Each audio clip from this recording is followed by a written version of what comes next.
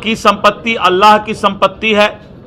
और अल्लाह की संपत्ति पर जमात का हक होता है। कुछ लोग वक्फ के संपत्ति को अपना जागीर मानकर चल रहे थे। वक्फ के जो आय हैं, इनकम है, वक्फ के जो संपत्ति हैं, उस पर इस देश के सभी अक़लियत और मुसलमान भाइयों का हक हो। भारतीय जनता पार्टी बिहार प्रदेश के द्वारा अटल सभागार में वक्फ संशोधन कानून जो एनडीए सरकार के द्वारा लाया गया है, इसके लिए समाज के अंदर पूरे बिहार में वक्फ सुधार जन जागरण अभियान भारतीय जनता पार्टी के द्वारा चलाया जा रहा है और आज उसकी शुरुआत पटना में अटल सभागार में किया जा रहा है। आप जैसा कि जानते हैं कि एनडीए सरकार के द्वारा वक्फ सुधार और वक्फ संशोधन कानून लाया गया और विपक्षी पार्टियों के द्वारा अलग अलग भ्रांतियां फैलाने का प्रयास किया जा रहा है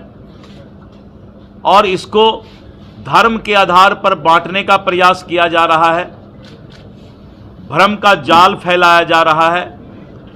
जबकि सरकार पारदर्शिता के साथ वक्फ के जो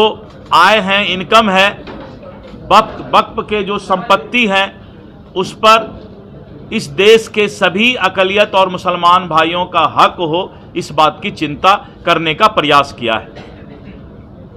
वक्फ की संपत्ति अल्लाह की संपत्ति है और अल्लाह की संपत्ति पर जमात का हक होता है, गरीबों का भी हक होता है। लेकिन कुछ लोग वक्फ के संपत्ति को अपना जागीर मानकर चल रहे थे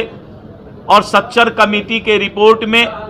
कहा गया है कि इसका 12,000 करोड़ रुपया प्रत्येक वर्ष आय होना चाहिए, लेकिन 168 करोड़ से 9 करोड़ पर इसका आय ला दिया गया है।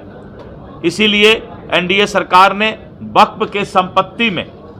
पारदर्शिता लाने के लिए और वक्फ के आय को गरीब मुसलमान अक़लियत भाइयों पर खर्च करने के लिए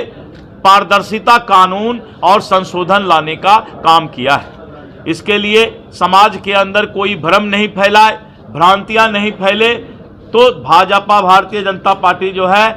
हमारे अल्पसंख्यक मोर्चा जिसके राष्ट्रीय अध्यक्ष जमाल साहब यहाँ पर आए हुए हैं, हम लोग के पार्टी के राष्ट्रीय प्रवक्ता सैयद शाहनवाज हुसैन साहब हैं, इस कार्यक्रम के संयोजक मृत्युंजय जी हैं, हमारे विधान पार्षद निवेदिता सिंह जी हैं और अफजल शमसी साहब हैं। ऐसे हमारे सभी नेता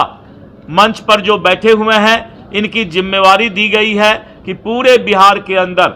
हमारे अक़लियत भाइयों के बीच जन जागरण लाया जाए कि वक्फ संशोधन कानून आपके हित में है, आपके लिए है, सिर्फ अक़लियत भाइयों के फायदे के लिए है, इसमें दूसरा किसी का अधिकार नहीं है। इस बात का संदेश इस जन जागरण अभियान के द्वारा दिया जाएगा।